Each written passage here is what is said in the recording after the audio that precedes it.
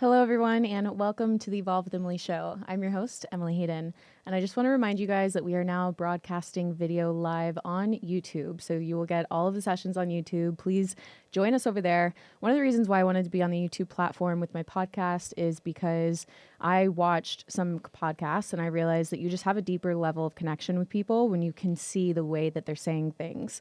So you just have this opportunity to connect with them deeper. So come connect with us. Come see us on YouTube. The link will be down below. All right, guys, buckle up. Today's show is going to be incredible. We have a very special guest today. His name is Tommy Vext. Tommy began his music career in Brooklyn, New York as a teenager, singing in local hardcore bands. He even engaged in freestyle rap battles in his neighborhood. He was actually too young to go into the clubs where his band would perform, so he had to sneak in. He was doing the whole, sneak thing when he was a young kid. After that, since then, he's been part of a few different bands, which led to him creating Bad Wolves in 2017 with drummer John, lead guitarist Doc, guitarist Chris, and bassist Kyle, managed by Zoltan of Five Finger Death Punch. Bad Wolves ended up blowing up in about 2018, and he has toured multiple times. One of their best songs is a cover called Zombie that has 342 million views on YouTube as of late. All of his songs are incredibly successful. Bad Wolves overall has been mainstream on the charts, especially songs like Remember When, Killing Me Slowly, and Sober. They have 2 albums out, Disobey in 2018 and Nation in 2019, currently working on the next release. And the list goes on. You guys, throughout 2020, this man has not stopped. Quarantine did not stop him. He jumped on the Patreon platform where him and the band post things like Q&As, guitar tutorials, live streams, limited edition gear, and probably the most exciting and the part that I love the most is the covers. So if you guys are unaware, they take some of your favorite songs, they do a cover, and they put the hardcore twist on it. Songs like Hollywood's Bleeding by Post Malone, Look at Me Now by Busta Rhymes, Look What You Made Me Do by Taylor Swift, Video Games by Lana Del Rey, and the most recent one, Wrecking Ball by Miley Cyrus. So if you've never heard the metal version of those songs, go check it out now. They truly have poured so much effort and hard work into this platform. I'm actually a paid member myself, so if you guys would like to support the band, definitely go check them out. As of May 18th, 2020, Tommy has 11 years sober, and he's been a sober coach for top A-list celebrities and musicians. He has a podcast with Shane Bitko called The Deviant Gentleman. It will be linked down below. He's very active on his Instagram account where he shares very vulnerable topics like acceptance, surrender, depression, mental health, sobriety, of course, and so much more. Tommy represents First Form, and he's possibly one of the only rock stars that I know of that represents a health and wellness brand. And he's truly made fitness a huge part of his sober life for many reasons that we will get into. He is always looking for ways to be of service to other people and helping the community around him, whether it's donating 100% of the proceeds from popular songs like Zombie to his current challenge that he has, #LearnToWalkAgain, which we will talk about. It's a $25,000 giveaway. To something as simple as just donating his time and cleaning up the streets in LA after riots. Tommy truly is so much more than just the crazy personality that you guys see on Instagram or this rock star rocking out online. He truly has one of the best hearts. He's one of the best humans that I know. I've always seen that in him. And, anytime you ask him, like, well, why do you want to do this? Or why do you want to do that? His response is always just to help or to be of service. And it's really sweet. And so that's why I'm excited to bring him to you guys today and let him take it from here. So with that, Tommy, welcome to the show. Thanks. Can I hire you to follow me around and just introduce me to people? Like with that that was amazing. I'm like, I don't even know what to say. Thank you. Yeah, of course. You did help clean up the riots with me. So I appreciate you. Of course. Yeah, it's been awesome. It's been awesome to see, who you are behind the scenes and who you are offline, off social media, off the stage. And people get whatever they see, they get exactly what they see. Yeah. It's really not anything different. There's nothing else going on. I'm like, yeah. Okay, so I have actually so many questions planned out because I feel Okay. like there's so many things we could talk about, but I I tried to know that really. you have an intention. I do. I have quite Yes. the agenda with you. Okay. All right. And my agenda is truly just to bring out the best parts of you, to bring the most value to the listeners, and also just give your fans who I know are tuning in a deeper inside look to you. Sure. So give right. us a little life background. So you grew up in Brooklyn. Give us an insight to your mom, dad, siblings, and what that like home life looked like. Yeah. I mean, well, so it's. I grew up in Brooklyn, New York, and I was. Most people, I've come forward. There's a new song on the new record about this, and I've started to talk about this aspect of my development, my childhood development. My birth mother was a drug addict and abandoned myself and my brother at the hospital when we were born. And so she was, I believe she was addicted to crack, among other things. And basically, my parents that raised me had been on the adoption registry for a couple years, and they were waiting for a baby. And we were born. We were just like, I guess my birth mother just walked in the hospital, gave birth, and left. And so we became a ward of the state, and then within a couple of weeks, we were adopted. So my parents that raised us, they were the only parents that I've known. I've never met. I've never met like my genetic family. Have you ever had a desire to look them up? No, and I think a lot of that has to do with, we'll get into like my brother's mental illness. My brother's a nightmare, and my brother's currently serving a 17-year sentence for attempted murder. He tried to murder me in 2010. As his disease progressed and his violence and his criminality progressed, we wound up intersecting paths, and I was kind of in the wrong place at the wrong time, and I almost paid for it with my life. But so, and my relationship with the only genetic relative that I knew was so distasteful that I'm like, I don't really want, and as a kid, I always kind of felt like, I think that what drives me there is a core belief that I don't belong to anyone and that I belong to everyone. And that drove me to pursue music. Once I got on stage and I got approval, when I wasn't like, nobody was really paying attention anymore. I think my formative years were, I had my dad, who raised me, was sober for many years. And my mom was a stay-at-home mom. And at some point, my dad relapsed. My brother was in and out of mental institutions, juvenile mental institutions. My mom took my sister and moved away because it wasn't safe. And nobody cared anymore. And so again, like, I didn't belong to anything. And so I really got I think the music scenes in New York, like, we were all the misfit kids. And that's where I found my people. Yeah, like you found like a place something to be a part of. Yeah. And we had like, we believed in things, and there was so many different like microcultures within that culture. There was like the straight edge kids, and then there the vegan hardcore kids, and there were vegans back then. Oh yeah. I think the hardcore scene was my introduction to veganism. They've been on that way before. Like, people who I know, who are cruelty free, dietary people. The oldest of them are all from the old hardcore scene. That makes sense. Yeah. So what made you get into music as a kid? Like, what made you think like, oh, let me try to go do music? Like, I feel like kids don't normally just have that thought.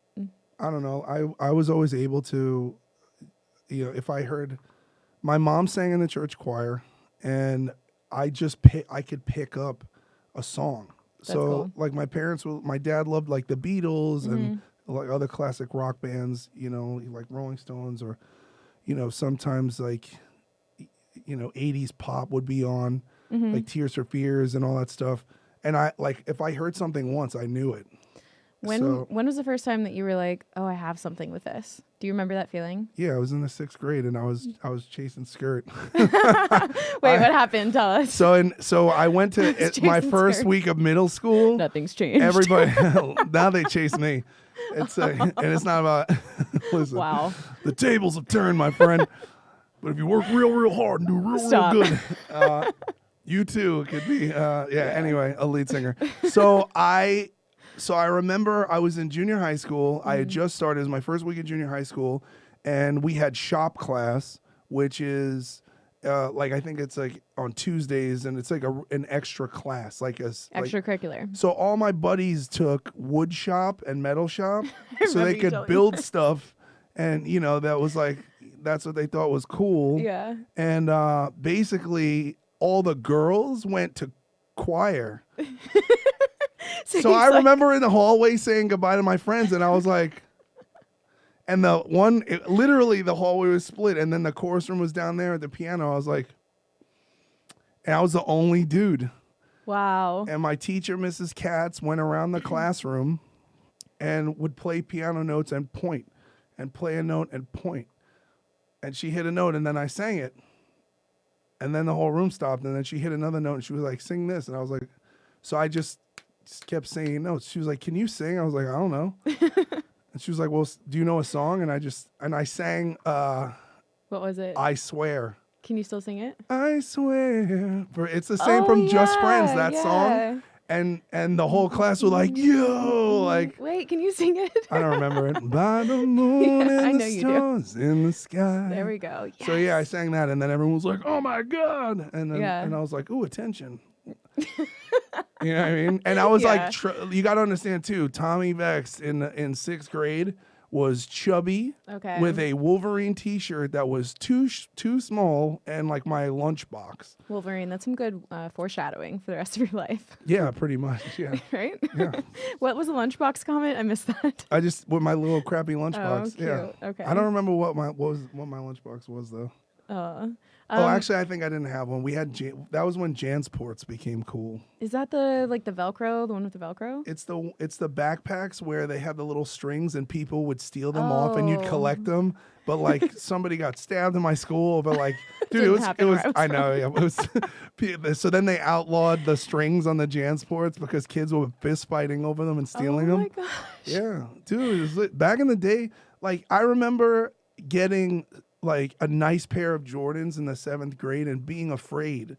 I was like, damn, because I'm like, and my dad was a janitor, so my dad had to bust his ass to get me and my brother. He had to get 2 of everything, so he worked 3 jobs. Yeah, and he was like, and he did, they really did the best they could, and I remember having these green, like tennis green and white Nikes, and I was like, man, I'm gonna get robbed. I was like, someone's going to take these from me. Oh, my God. I mean? Did anyone try? Nah, because I thought they were so cool, but I got to school and people were like, your shoes look stupid. And I was like, oh, great. That's amazing. Yeah. So anyway, now I just wear only blacks to avoid all that. I've noticed. Were you ever picked on in school? Oh, yeah. Yeah, it was rough. How did you deal with that as a kid?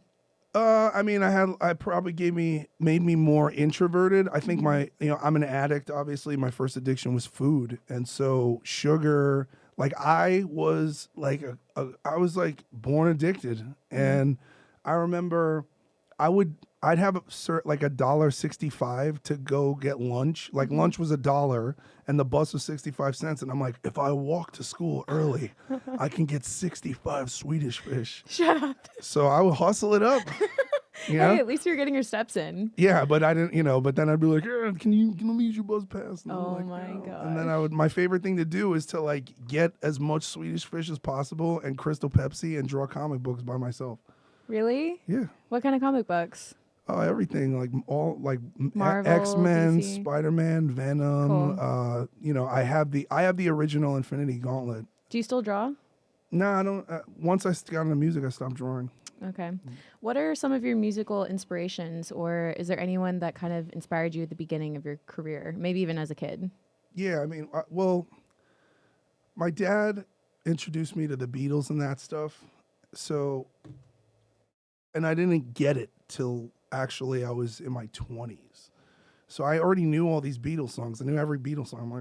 I'm like, this is dad music. Yeah, you know? Whatever. You know. And as a songwriter, like now you understand the genius of, they're the godfathers of pop. Like they actually, it's so genius what they did over the course of their career.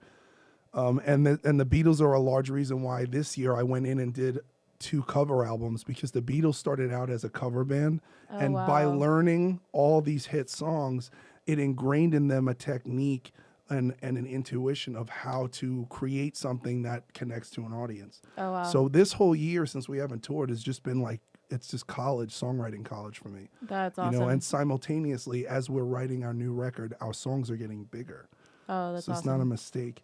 But so the Beatles, and then you know, Green Day and Soundgarden and Nirvana and Pearl Jam came out, and I was like, oh my God. And so, you know, it was like grunge, and then, you know, like Gangster's Paradise, like Coolio, like safe rap, you know what I mean? Because it was like, it was too hardcore, you know, like Crisscross and all that.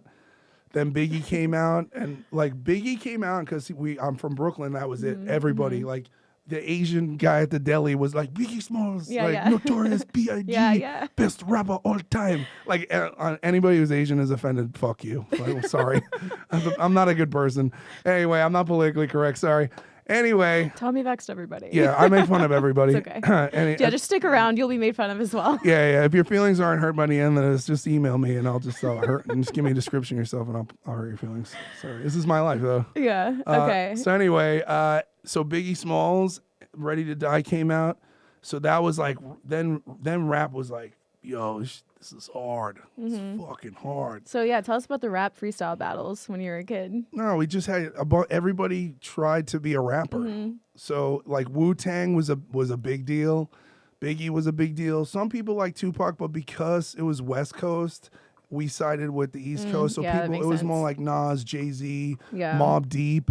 And then where I really got involved in music is I think hip hop was a fashion and a lifestyle, and like I grew up with drug dealers and gang members and like whatever, but they didn't really we didn't call it that.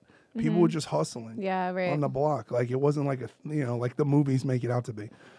And I found Pantera and Korn, and I was done. I was like, yo, this is the angriest. I went to go see The Crow in like 1992. My friend Mike's mom agreed to take us to the movie because it was rated R. And I'll never forget the shower scene with the naked lady. I was so uncomfortable. I was like, oh no, there's nudity. Mike's mom's gonna kill us. Like, you know, because I was like 11. That's amazing. Yeah. But then I got the soundtrack and dude, 9 Inch Nails, Rage Against the Machine, The Cure, Pantera, Stone Temple Pilots. I was like, I got in the door because of the STP, and then I went and I got Pantera records, and I was like, oh my God. Do you remember your first performance? If so, how was it? I don't remember. The first time I ever got on stage, we played I don't remember. This is what happened. But I don't remember what happened. I just know that we played in a baseball field on some plywood. Like we built a stage and then stole electricity from the electrical pole. I was like 14 years old. Innovative. Yeah, my grandmother's neighbors had a band, and my brother went over there to get weed, and then he told them that I could sing, and they were like, "Oh, well, we have they needed a singer to play in their cover band." And they played Pantera songs and Metallica songs. Perfect. So I went over and I jammed, and I sang a song called Stone the Crow by Down, and they're like, you're in the band. And I was like, sick. And then that became my whole everything. That's amazing. Yep. Okay, so you were in a few different bands until forming Bad Wolves. So many. Many. So what gave you the confidence to then go start your own band? And like, how did you take that step? How did you know it was like the right time for you to go and do that versus just joining another band? I don't really think Bad Wolves was supposed to be a side project. John and I co-founded the band. And John had been writing songs and creating this project after he left Devil Driver, but he was also managing bands. So he managed a band called The Painted Wives, and my attorney, Eric German, suggested that I get a manager because I'm pretty abrasive, and I'm like, I'm very street, and I don't speak corporate record label, whatever. So John took on my old band, Westfield Massacre, as a manager. And Westfield Massacre was a studio project that I paid to make a record, Mm-hmm. and I hired all the musicians. It was like Tim from Divine Heresy, Bill from Trans-Siberian Orchestra, Doc played bass on it, Kyle played bass. So guys from Bad Wolves played on it. Mm-hmm. No one in the band that was on the pictures played on the records. It was like 9 Inch Nails. Oh, okay. And so I got a record deal, and then I had this album and nobody to go on tour with. And we got offered a tour with Seven Dust. And I just put a bunch of guys from Hollywood in my band and was like, oh, here we go. So yeah, but so then when we were going to write a second record, I wanted to write with the people that I wrote the first record with, and they were like, there was a little bit of a tension there. And John had sent some songs to me to work on, and Learn to Live was the first song he ever sent me. Mm-hmm. And it was just a demo, and it was like, it was a little bit different than it was. And the reason why was I got asked to provide a soundtrack for a BMW commercial. Dope. And it was supposed to be this heavy metal scene in this BMW commercial. Mm-hmm. And I had used to work production. So the production guy was like, yo, I know you're in a metal band. We need a metal song for this. And we don't, we'll pay for it, but we want to own it, and pay you one time. So I went in the studio and we wrote this song, and I sent it to him. And he was like, oh my God. I was like, oh, you like it? And he's like, dude, this is sick. Like, I got like 8 more of these songs. And I listened to it. I'm like, honestly, man, we should just do a band together. And so that was it. And so we started working on Disobey. Mm-hmm. And it's weird because I worked as a sober coach for about 5 years. Mm-hmm. I had not taken a day off of work in half a decade. I just like either worked, and when I got burnt out mentally taking care of people, I would work as a grip or as like craft or as art department in the film industry, because I have to I'm like a workaholic, so I'm just keep busy. And so I took 1 month off, and I rented my friend's beach house apartment in Playa del Rey. And I was like, I'm going to go to the beach, and I'm not going to do anything. I'm not going on tour because I do too many things. Yeah. And then the second day of my vacation, we did Learn to Live. And I was like, oh, man. And I called the studio. I'm like, book me for 2 more weeks. I feel like that's a trend and a pattern of yours that still happens. Yeah. I mean, like COVID, like 2019, 2020. People were like, how's 2020? I'm like, I recorded 46 songs and wrote a biography. I started a podcast. Yeah. I moved 3 times. Yeah. Yeah. Like it's actually just insane. You think about the people that use the quarantine or the world, circumstances as an excuse to just kind of sit on what they've already got. And it's like, you could have done that. You could have just sat there and been like, okay, we'll just wait until we can go, know. And now, like, you guys have just done so much since then. 46 songs. That's insane. Yeah, I boosted my social medias. Yeah. My you've grown Instagram's a lot. up 70,000 since COVID. So Which is very surprising considering what he posts. Yeah, well, I mean, it is what it is.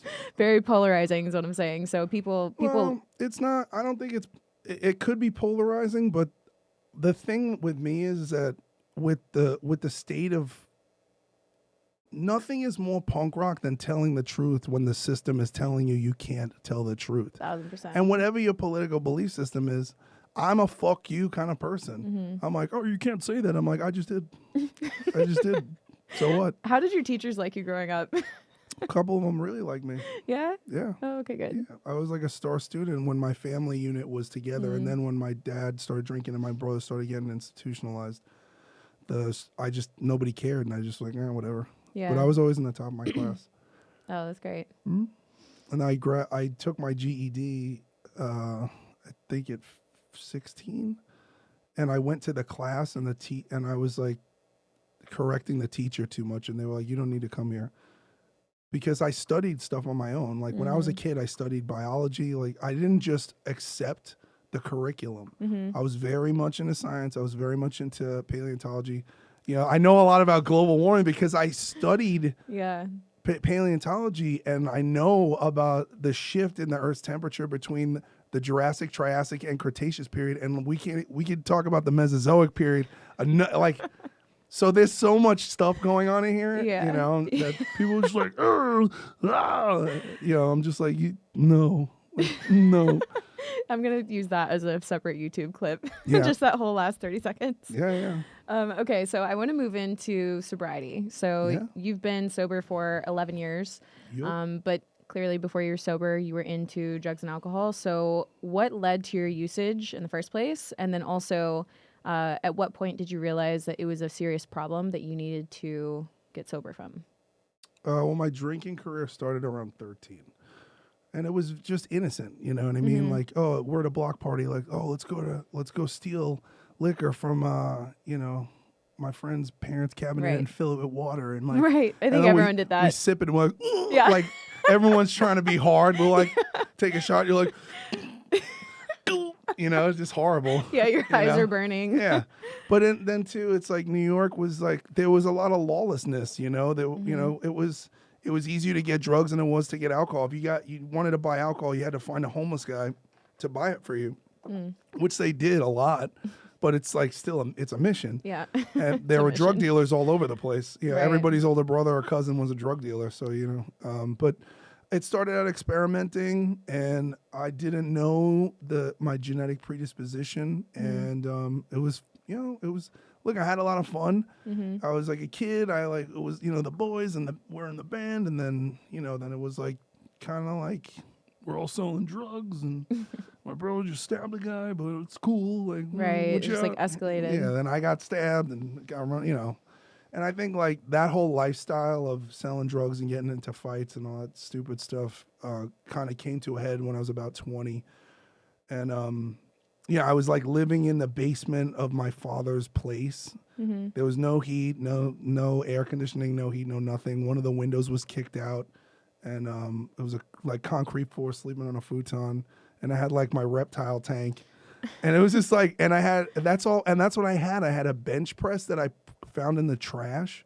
Okay. And I made it work. Like it was poverty, and I learned how to sing better by, sometimes I would steal CDs, sometimes I'd buy them, Yeah. and then I'd sing to them on my little boombox, and that's what I did.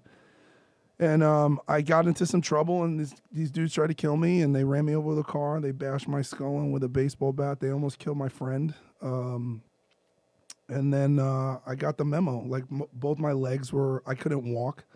And like for a couple of weeks, my brother and my dad had to carry me to the bathroom to go to the bathroom. Wow. And then I just was like, I'm done. It's not funny anymore. It's not a movie. It got very real. And then for some reason, I just was like, if I could be like the guys on the posters on my wall, then that's what I'm going to do. Because I didn't realize that because I was drinking, because I was doing drugs, because I was selling drugs, because I was hanging out with who I was hanging out with, because I had this ignorant attitude that was, I never looked at myself as a problem. I was like, oh, it's because I live here, or because I don't have money, or like I was born like this, or my dad drinks. It was like the victim mentality. Yeah, but that's all you know. For sure. You know what I mean? And Yeah. so, but I just like kind of decided, and then I got a job. I started working in the city. I was very sneaky, and I got jobs doing security at concert venues. And then I started working the VIPs and learning all the people who worked in the industry. So smart. And then I would bring my demos and I would like leave them on the VIP You were tables. that guy. Yeah. I love it. Yeah. And then but I've come back to those venues and played all of them sold out. Oh, that's so dope. I'm the fucking king. It's great. Okay. It's the best feeling ever when you go to a place Honestly, yeah. and you sell You're out allowed a to say venue that. where you were a security guard at. So I'm not going to apologize Don't for that apologize. one. Yeah. And I say that because all work is honorable and you should treat everyone with respect, because the guy who opens the door for you might be the guy that stands on stage and says the thing that you need to hear so you don't kill yourself that day. Yeah. And like that's the gospel truth. That's like reality. There's no, and so, and that's been my experience, you know, like I've gotten invaluable, life-changing information, from like, a guy who like sewed my pants. Right. I'm right. like, huh? What? Yeah, I fully believe that too, that you should treat every single person, you never know who you're talking to, whether it's the security guard, the janitor, the VIP, whatever, rock star. Unless it's a politician. Can't trust them. Don't trust them. Have you seen the YouTube video? It's like the politician lie detector test. It No. is so funny. My dad sent it to me. It's from like 19 something. I'll send it to you. But basically, like anytime the politician is up there and he's lying, it has this buzzer. So he's like, I am very happy to be here today. And it's like, bzz. He's like, I don't mind being here today. Bzz. And then he's like, I was forced to be here. And like he goes through his whole speech thing. Just And like the truth. Yeah, truth it's detector. so funny. Yeah, We need one of those. We need one. I agree. We need one of those for the media.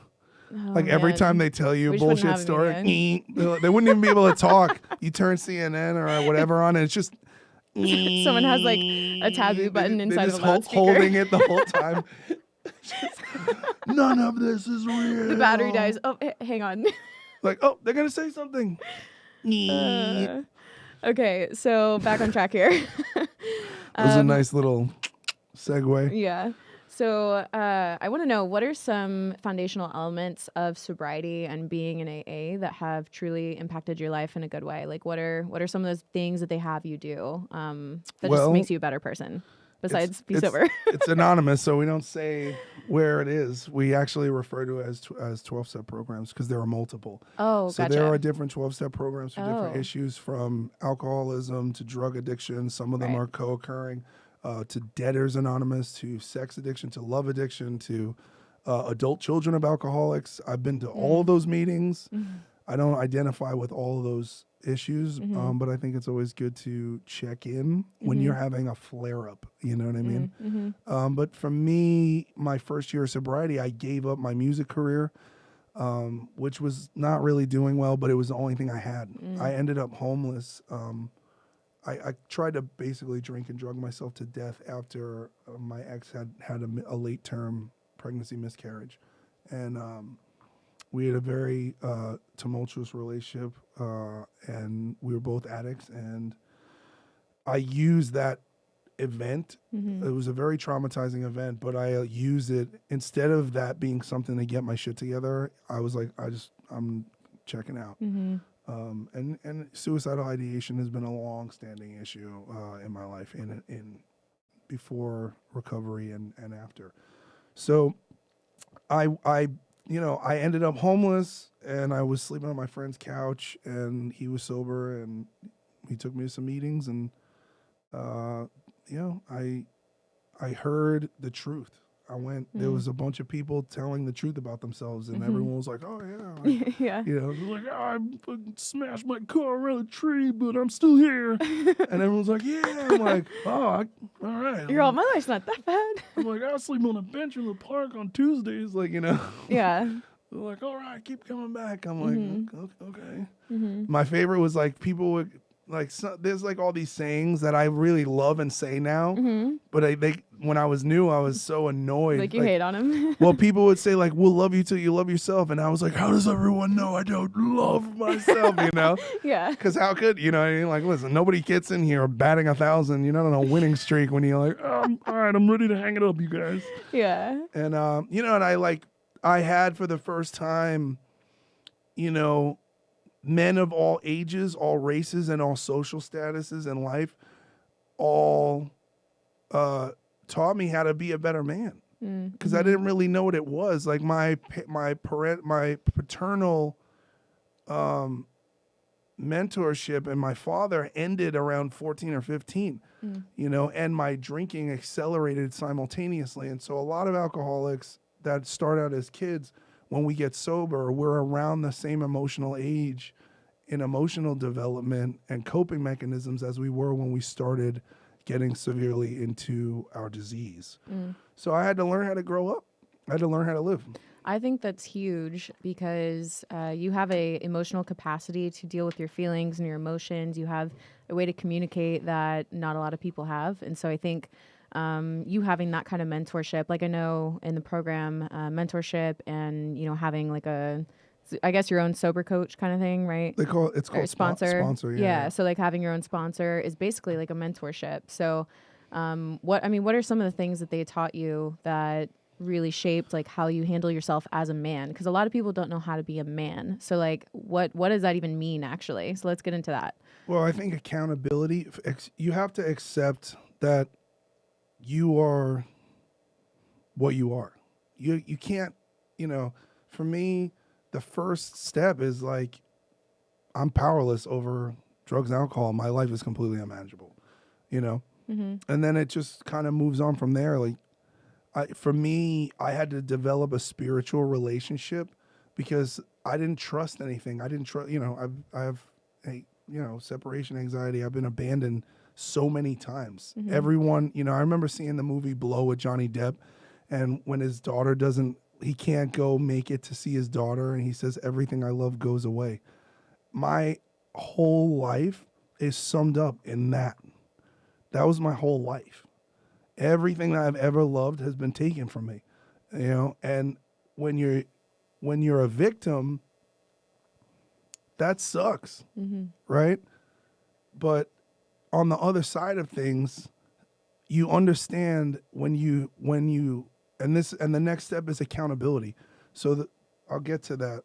So finding a spiritual set of beliefs that's personal to you. It's not about religion. Some people go to religion. Some people do this, that, whatever. Some people just decide they're going to be agnostic or I believe in the universe.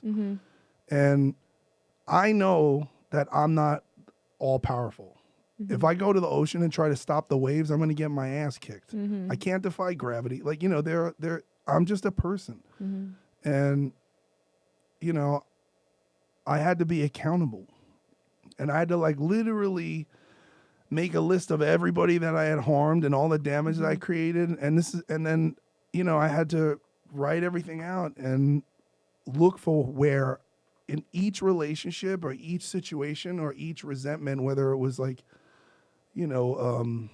government or, whatever. And that I played a role in all of those things, Yeah, so basically just taking extreme ownership and responsibility for your role in everything versus putting the blame on other people. Well, I think accountability and responsibility are different. Taking too much responsibility is to say that nobody else ever does anything wrong and everything is you, and that can be inverted and create toxic shame. So it's about an accurate sense of self-appraisal. Accountability means I'm willing to admit that I played a role and that things ended up this way because I played a role in them. And even people, and I say this for people who are physically or sexually abused as children, yes, you are innocent, right? Yeah. There's nothing I could have done. I'm a kid. I don't know what's going on. I don't know what's being done to me. But as a man, I used what happened to me as an excuse to treat people like shit. Wow. And that's not okay.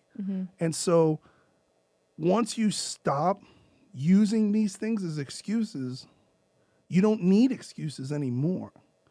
And then basically, the next step is to go out into the world and make it right and make amends, not go say, I'm sorry. Like if I owe people money or I stole money, I went and I paid it back. I remember my sponsor was like, I'd be like, I don't want to pay. Like, you're not giving them your money. You're giving them their money. It's their money. And I'm like, I love that. Shit. Yeah. So those principles change you. You start to change around when you start to face up to other people and say, I recognize that my actions or my words injured our relationship and I'm willing to do what is necessary to atone and amend for that. And I'm willing to listen to any suggestions you may have at this time. And that can be a doozy. Yeah. Especially in with old relationships and stuff. But eventually it happens. Yeah. Eventually it happens. And from your own experience, when you have done that and you've confronted and had those really hard conversations where, you take ownership of things and then leave it open-ended like that, what is usually the result of that afterwards? And how do you feel afterwards? Sometimes people take it really well and it's a really beautiful experience. And sometimes people are like, fuck you. But at the end of it, you're free. So your shame, the shame, a lot of people drink and use over toxic shame, right? It's a spiritual sickness. We call it a spiritual malady in recovery, but it truly is toxic shame. So the cycle is, I drink, I see other people drinking and doing drugs with impunity. so why can't I? But what happens is when I drink, I have a physical allergy to alcohol and drugs, and I can't stop.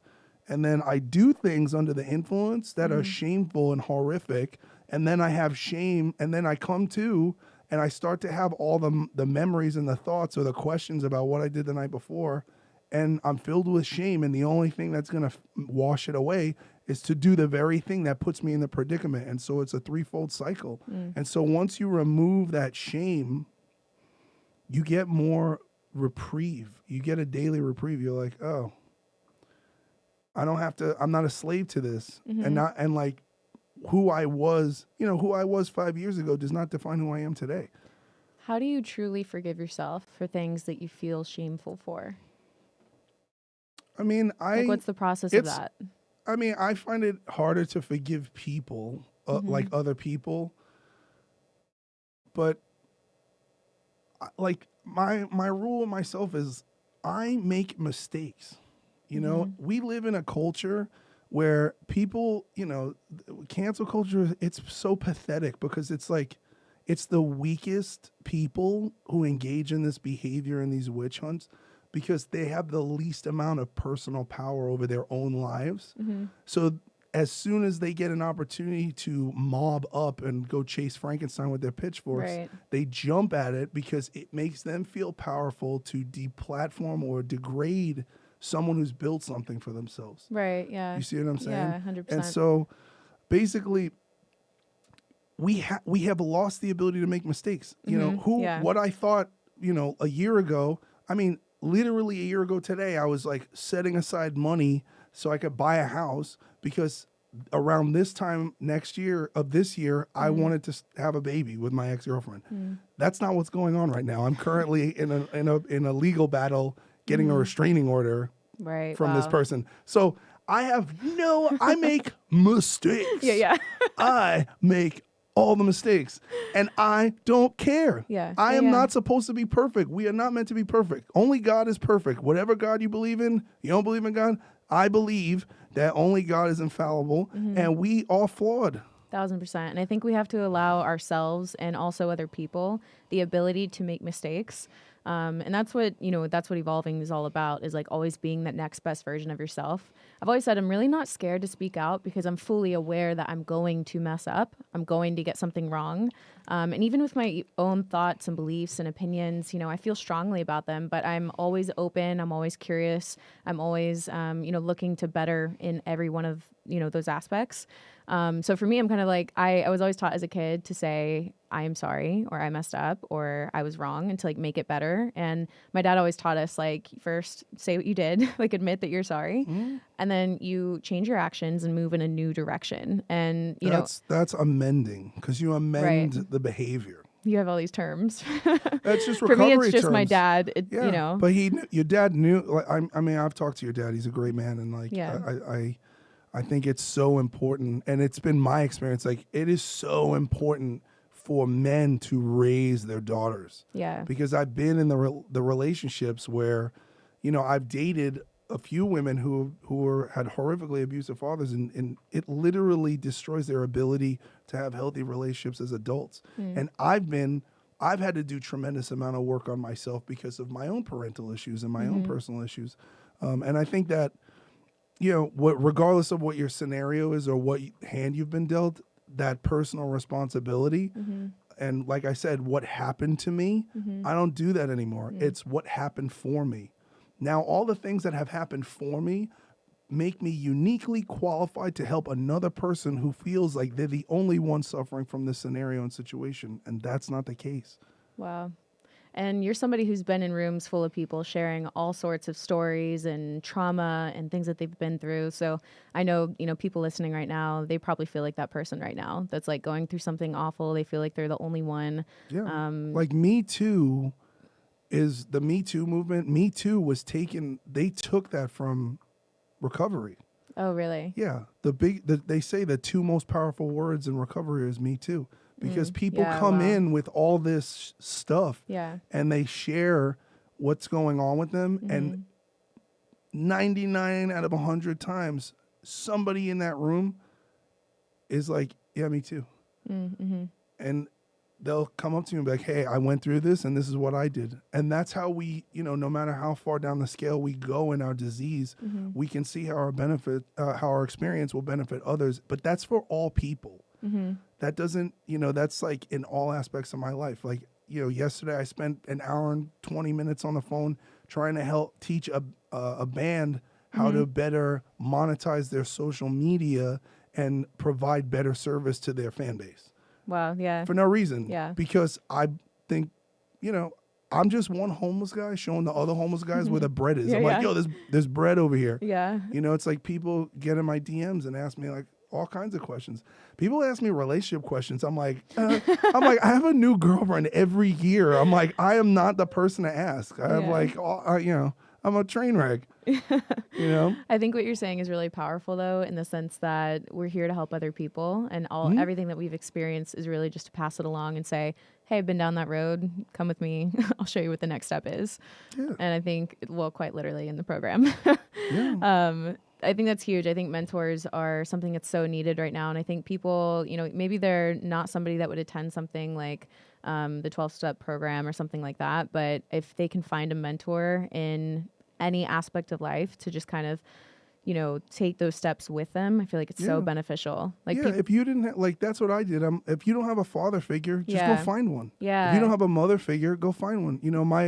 And I've changed sponsors over the years as I've needed to work on different aspects of my life. And I still have, my sponsor from New York and his wife are like my aunt and uncle. And then my sponsor from LA, they're like my parents now. Yeah. And I'm like close with their sons. He doesn't sponsor me anymore, but that's how it is. And then I have my current sponsor is a celebrity rock star because the band's success brought new problems into my recovery that I have no idea to deal with. And so I don't go to the hardware store for milk anymore. I'm like, I need tools that I don't have. So I'm like, you are, you've already been through this for 30 years. What do I do? I love that. So everyone find a mentor. It's super helpful. Yeah, but also be one. I agree. Like you don't have to get to some place. There's there's always someone who needs help. Do you know what I mean? 1,000%. Yeah. So it's okay, so I want to go on to your social media. So on Instagram, you talk about a lot of incredible topics, really deep topics. Things like, heaviness, spirituality, weakness, anger. So I have a quote from your Instagram, and I want you to kind of elaborate on it for us. okay. So this was speaking on character defect, and you said, our great war is a spiritual war. What particular areas of growth would you like to have happen to you? What blocks or character defects would you like to have removed? So my question is, how do people identify their character defects if they're not currently self-aware to it? And what advice do you have for that? Sometimes our partners, our relationship partners really mirror where we're lacking. A lot of times, you have to have the humility to hear that person because there's so many people who are like, and I've studied psychology.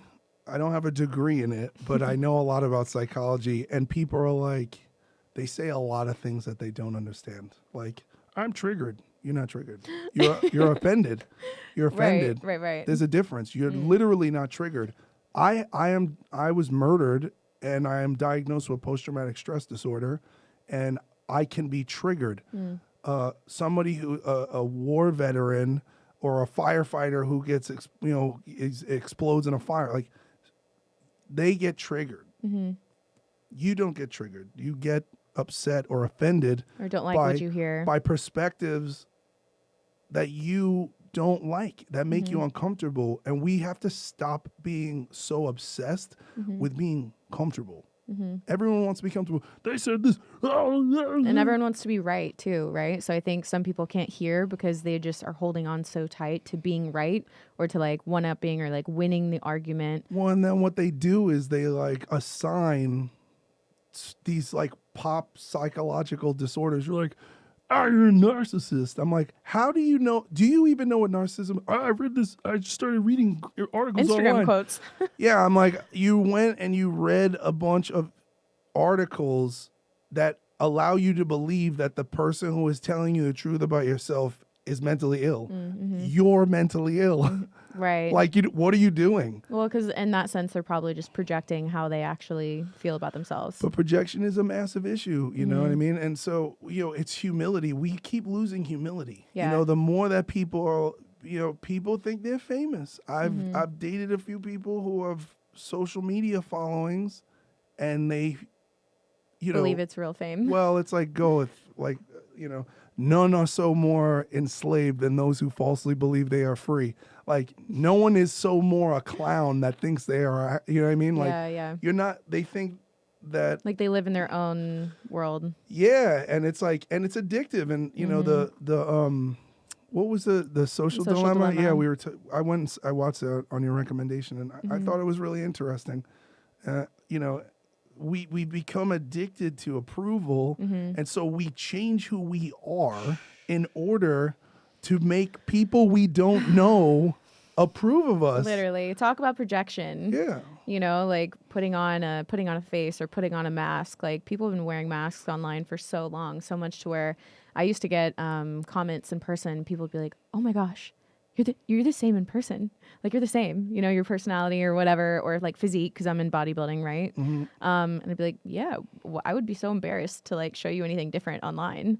You know what I mean? But like, people have totally fallen into just projecting and putting on this mask and this face. So I hear what you're saying. It's that our most intimate relationships can be a really good place to figure out where those character defects are if we're open to hearing them. Yeah. And if you don't have that in a romantic relationship or with parents or family members, you can go to group therapy. There's so much, there's grievance counseling, there's all this, and it's free. You just go online and find it in your own area, and you say, hey, like, I went late. I went 12 years after losing my child to grief counseling, because my therapist said, you need to grieve. You don't cry enough. And I'm like, I cry on stage almost every night. And that's true. Like, I'm in touch with my feelings. Like, as somebody who literally was killed, when I stand on stage and everyone sings along, and I play for the largest crowd I've ever performed in front of was 300,000 people in Germany. Wow. And our average shows that we do on average are between 5 to 12,000 average. I'm so blessed, and what I do on that stage is I tell people, hey, if you feel like killing yourself, don't do it. I'm an attempted suicide survivor. If you feel like, it's whatever is going on, I talk about it. Because there's some delusion that being on a stage or on a platform or in movies, you're like morally infallible, when most entertainers are the most fucked up people I've ever met in my entire life. Like, we're fucking circus elephants. All we do is come out and fucking, and everyone's like, oh, the elephants are here. Oh, meanwhile, there's like everyone who puts on the show, like every celebrity, who they are to you is created by a team of people to convince you that this person is likable. Except Tommy Vext. He's unchangeable. I know. They keep trying to. I know. Like, quite literally witnessed that. I've been they have fake relationships and all this. Oh, right. Oh, yeah. It's the behind the glass eye of Hollywood. Okay, so I have another one. Actually, I'm going to move on anger, because I thought this was a really good one. Oh, yeah. So this is what you said on your Instagram. It is a concept that appeals to so many who feel an inherent sense of fear and powerlessness, because it is easier to be angry than to be constantly afraid. Anger is actually a tool. The healthy side of our anger is much like an alarm system. When something happens that we don't like or threatens our survival, then we feel anger because we want it to stop. Anger alerts us to take action. Some of us were too trapped by our fear to take those steps, so we remained angry. So I want to talk about anger and it being an alarm system and how you've learned to not just act on your anger, but how you've allowed to say, oh, there's the alarm system. Now let me have changed behavior. So like, how did you come about doing that? And how do you work through anger in your own life? I'm still working through it. It's like, I mean, it's like being, being the Hulk, right? So especially with childhood trauma, your neural pathways send adrenaline. They just set your adrenaline off. So if I think that I'm physically in danger, my whole temperature changes, and then everything gets slow and calm. I'm not one of those like get real big. Like it's not like that. It's like everything gets calm, and then something bad happens, and I can't be somebody who something bad happens anymore. Yeah. And so, for me, as I've stayed sober, I get more seconds in between my reactions. I almost feel like, and now I'm at like How many? 11 seconds. But you've seen me haul off and slap the shit out of somebody, on. We digress. Yeah, but it's like just like this is in a situation where people are being aggressive towards me and I'm outnumbered. I'm not like I'm not a flight kind of person. I'm a hit the biggest person and establish dominance. You know what I mean? So, is that okay? It's not preferable, and I think that these kind of things, they're very archaic and they're very primal in people. And there are certain kinds of people who we're from the warrior class, and there's outside of military and law enforcement, there's not really a warrior class because as a society, we've become very docile and very passive aggressive. So we don't, people like us normally are employed to, assess an enemy and disseminate of them. And everyone kind of is just like, oh yeah, we'll just call the police and we defunded. Oh my God. Yeah. So how I deal, but anyway, so that's like progress. a whole other thing. So, but yeah, so for me, it's fear. You have to recognize that your anger is fear. I'm terrified, right? So I'm like, oh, I'm in this situation.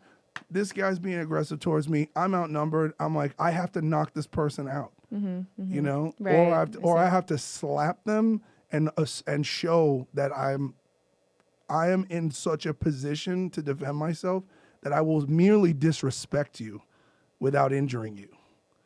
And if that's not enough, then we go to the next step. Luckily, smack dude, everybody flee. They all ran. So, but So work in progress. it's California though. You know what I mean? Right. It's not Texas. Yeah. Okay. So we are coming to the end of the show. So let's do no more than 30 seconds on each question. We'll just go through rapid fire. Okay. When did fitness become a part of your life and how does that play into your sobriety? 30 seconds go. I was fat and I didn't want to be fat anymore. And I lost over 112 pounds at one point. And I just didn't want to be a big goopy fatty. And so I started working out, and I was also picked on, and I used to get beat up a lot. And so I learned how to hit back, and then that stopped, and things changed. Why do you still choose to continue to pursue your fitness and work as hard as you do with that? Because of dignity. Because I think it's, I personally, as someone who has made that change, I know I had no respect for my body when I was pouring alcohol, drugs, and candy and pizza and soda and snack and cake and eating like shit. I had no respect for my body. And my body was a representation of my lack of respect and love for the body that I had. Such a good answer. So true. Okay. We're gonna read these off together. Number 1, are you single? Number 2, love singles with Tommy with no girlfriend drama. Would you ever consider not posting your relationship online and keeping it private? And number 3, do you want kids one day? You're so good with them. These are from the fans, obviously. Oh, yeah. Wait, the first one is, Are am you I single? single? Yes, I'm single. Yes. Would you consider being in a relationship and keeping it private? Currently I'm dealing with a legal situation where I'm being stalked, and anyone that I have dated has been harassed and contacted by my ex, and it's become a real situation. So I'm not really, you know, So you're like, it's looking great now. yeah, I'm not posting anything with anybody, you know, and yeah, and do I regret posting my relationships? Absolutely not, absolutely not, because regardless, I may make the decision. And my mistake is I often love the wrong woman the right way. But that's my problem. I still believe that if you're in a relationship and you're proud of your partner, my prerogative is to show them off and to highlight their attributes. And that's also my MO as a partner, is I am a builder. I want to build with you. I want you to do the best. I want you to be the best that you can be and do the best. And I'm not a good with excuses. And I'm like, no, what you're going to do more. We're going to do, you know, and that's kind of what I believe, because that's my love language, because I need to receive that, you know? And yes, I do want to have kids. I do. I was like, kind of no. But you know, like I babysit my friends' kids, and I'm just like, yeah, they're just great. Aww. They're just great. Yeah, they're fun. You know, they don't have all the stuff, you know, and like we had this conversation, and you know, I have been petrified to fail at parenthood because my examples were a failure, but every person has the opportunity to kind of redirect their memory. So every time I have a negative memory in my childhood, I pick up a good one. I'm like, yeah, but I also did this. Yes, you know, like this happened, huge. but oh, my dad also took me to get comic books, and he did work 2 jobs so I could get those sneakers. And you know, my mom came to my concert when I was like a little kid. You know, like they cared to the best capacity that they could. So instead of me looking at the past, you know, and this is even in my relationships, you know, look, I've had 2 breakups since the band has blown up, and one girl was a drug dealer, and that wasn't cool, and didn't know about that. That doesn't really work with a sober guy. And you know, the other relationship, there was a chemical dependency, and there was physical violence, and it's persisted. It's continued to persist. So it's not acceptable for me to be involved in, and I also don't want to be in a dynamic where I am the worst version of myself. Yeah, no kidding. Do you know what I mean? I think that says a lot. Like if you recognize what version of yourself comes out around other people, that will tell you so much if you're in the right group of friends, even friends, you know, not even just relationships. But if you don't have the best version of yourself coming out, and it brings out the parts of you that are those like character defects that you want to get rid of, I think it speaks volumes. Well, the way that I explain it is, if you're in a relationship and you are in the elevator, you should be going up. If your elevator is falling, get off. Or even stuck. Well, get off the floor. Yeah. You can get off at any time. You don't have to wait till it crashes in the basement at the very, very bottom to get out. Yeah. And sometimes people need to separate and things need to change for them to go back up. But like, if you know, that's kind of how it is for me. Well, Tommy, it's been absolutely amazing talking to you today. Thank you so much for coming on the Evolve with Emily show. Thanks for having me. Of course, is there any last thing that you want to say to the audience, my audience, your fans? Yeah, well, I mean, I always leave off with, I tell people, don't quit before the miracle happens. So whatever it is in your life that you're working towards, just understand, like, I failed for 20 years before I made it. I'm like an overnight success of 23 years. And if you have a dream, you got to fight for it. It's not just going to show up, and like nothing's going to just show up and be like, here you go. So if you really want something, and if you want an extraordinary life, you're going to have to go to extraordinary measures to have that extraordinary life. And for those of you who do see the miracle, don't quit after the miracle. You know, some people get sober and they get a couple things and they're like, all right, and then they kick off their shoes and they're Get like, comfortable. yeah, I guess this is it, you know. Try to ride that wave, and then the wave crashes and ends. Yeah, or you could, I mean, listen, when you fight for your limitations, the grand prizes, you get to keep them. And I didn't get sober to be mediocre at all. You know, I didn't get into music to be all right. You know? I don't know. That's amazing. Thank you so much for being here. Everybody, make sure to give the video a thumbs up on YouTube if you're listening. If you're listening on the podcast platform or Spotify, somewhere like that, make sure to share this on your Instagram stories. Tag both Tommy and I. Let us know your feedback. Share it with a friend. That's the way that the podcast grows, and we appreciate you so much. So without further ado, I'll see you guys in the next one.